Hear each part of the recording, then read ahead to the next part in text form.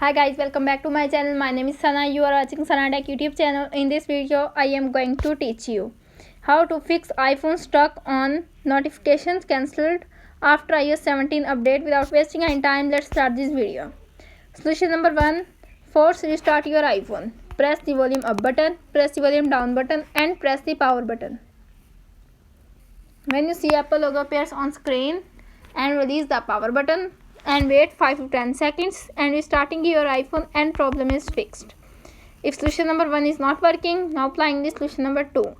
Solution number 2 is reboot your iPhone. Tap on setting app. You can see appears on screen. Scroll up, tap on general, scroll up, tap on shutdown. Drag the slide to power off. Slide turn off your device.